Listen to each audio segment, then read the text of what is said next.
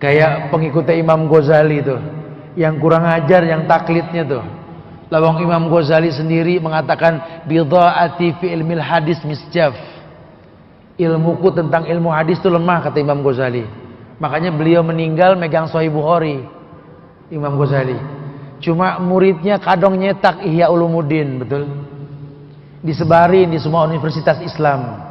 Setelah ahlinya mengecek, ternyata dari 1013 hadis di kitab Ihya Ulumuddin, 996-nya dhaif.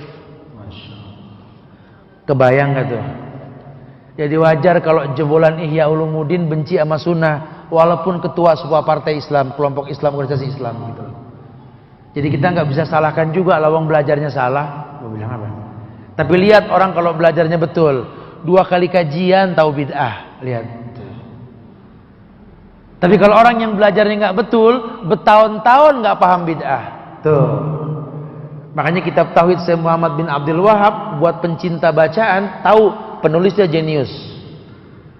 Itu buku kalau kita baca kitab Tauhid dengan syarahnya, bohong yang baca nggak pinter. Imam Ghazali itu mujaddid kelima. Mujaddid itu pembaharu. Pembaharu niku nanu, Pak. Pembaharu itu orang yang memberikan sumbangsih terbesar dalam perkembangan peradaban manusia, terutama dalam Islam. Makanya disebut mujaddidul Islam. Mujaddid. Lah mujaddid itu lahir setiap 100 tahun sekali. Setiap 100 tahun sekali itu dilahirkan di dunia ini seorang mujaddid, seorang pembaharu, pembawa perubahan besar dalam dunia ini. Termasuk mujaddid kelima dalam Islam itu namanya siapa?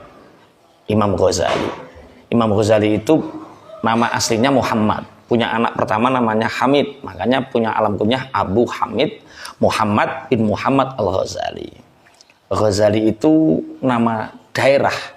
Jadi beliau dilahirkan di Tusi. Tus itu satu daerah di Persia atau Iran yang di kampung beliau terkenal dengan Ghazalah. Ghazalah itu pemintal bulu kambing. Jadi makanya nama daerah ini dibawa. Beliau lahir di sana tahun 450 Hijriah, beliau meninggal tahun 505 Hijriah. Itu Imam Ghazali. Nah, semua ulama saat itu sudah sepakat. Imam Ghazali itu disebut Hujjatul Islam, paham nggak? Hujjatul Islam. Hujjatul Islam itu orang yang betul-betul menyelamatkan Islam saat itu. Nah, yang tidak setuju dengan Imam Ghazali, yang menentang banyak. Siapa mereka? Kaum Syi'in, kaum Syiah, kaum Mu'tazilah, kaum Khawarij. Jadi kalau ada orang yang menghujat, menghakimi Imam Ghazali terlalu berlebihan dan tidak sepakat dengan kesepakatan para ulama sedunia seluruh itu dengan nama Hujjatul Islam, bisa dipastikan yang menghujat itu salah satu di antara. Kenapa seperti itu? Jadi Imam Ghazali itu lahir di mana dia berada di Iran, di mana perkembangan Mu'tazilah dan kaum Syiah sangat luar biasa saat itu, karena perkembangan ilmu agama saat itu marak dengan hal-hal yang sifatnya tekstual saja, sehingga kehilangan spiritual yang diajarkan di generasi pertama Islam. Jadi ruhul Islamnya hilang. Makanya kemudian saat itulah Imam Ghazali mengarang satu karya fenomenal yang bernama Ihya Ulumuddin.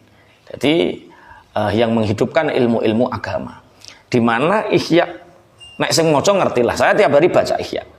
Saya tiap hari baca Ihya paling sedikit 1 halaman. Nah, Ihya itu menggambarkan satu di mana orang wudhu tidak sekedar wudhu, tapi di situ ada ruhul wudhu. Sholat tidak sekedar sholat, tapi di situ ada ruhnya sholat. Hudurul qalbi, khusyuk dan lain sebagainya. Makanya katanya di dalam Ihya banyak sekali hadis-hadis dhaif. Jadi Imam Ghazali itu kang mufasir, di samping mufasir itu muhaddis, paham ilmu tafsir, tidak sekedar paham, mufasir dia. Kemudian muhaddis, tidak sekedar paham, muhaddis.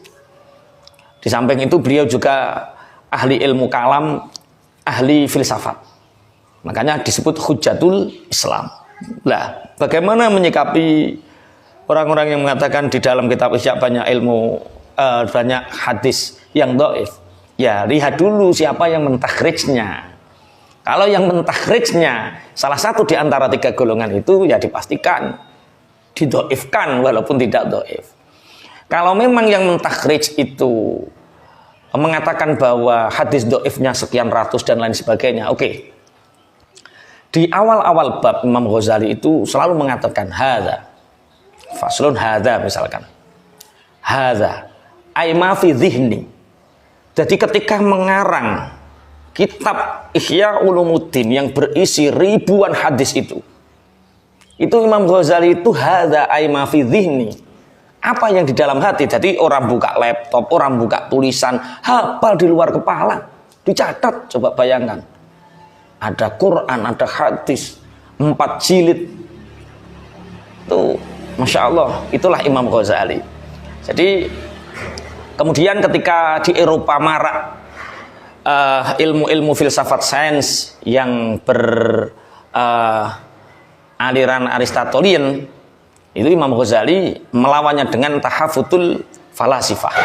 Banyak karya Imam Ghazali yang sering kita kaji, apa Bidayatul Hidayah, Ihya Ulumuddin, Al-Munqidh Minadh Dhalal, Al-Iqtisad fil I'tiqad, banyak, Asasul Qiyas, banyak. Makanya kalau ingin mentahkim Imam Ghazali itu seperti apa, dan Anda tidak sepakat dengan gelar Hujjatul Islamnya, orang yang mulia, maka baca semua karyanya dulu. Jangan hanya karena membaca satu karya kemudian Anda mentakhrij dengan dasar pemikiran Anda. Tak jamin Anda akan tersesat di dalam yang terang. Makanya yang melawan Imam Ghazali itu kalau enggak Khawarij, ya Mu'tazilah, ya Syiah. Kalau Ahlu Sunnah wal Jamaah semua memberi gelar ulama sedunia di zamannya. Anda enggak pernah merasakan satu zaman dengan Imam Ghazali. Kalau Anda merasakan satu zaman dengan Imam Ghazali, pasti mutafak akan disepakati bahwa Imam Ghazali adalah hujjatul Islam, mufassir, muhaddis, ahlul kalam, ahlul falasifah, dan banyak gelar-gelar yang lainnya. Imam Ghazali punya basirah. Basirah itu satu kejernihan hati yang Imam Ghazali itu menggiring satu dialek, satu paradigma, satu logika di mana orang akan meyakini dan memegang Islam dengan penuh. Kemudian tahu-tahu sekarang ada orang yang mentahkim, menyebut gelar Al-Imam saja nggak mau, langsung Ghazali, kayak bocah ngon wedhus. Insyaallah. Jadi ini keprihatinan kita ya. Jadi jangan jangan pernah terkecoh dengan hal-hal yang sifatnya mentahkim atau menjustis seseorang. Karena semua ulama sedunia yang satu zaman dengan beliau memberi gelar Hujjatul Islam.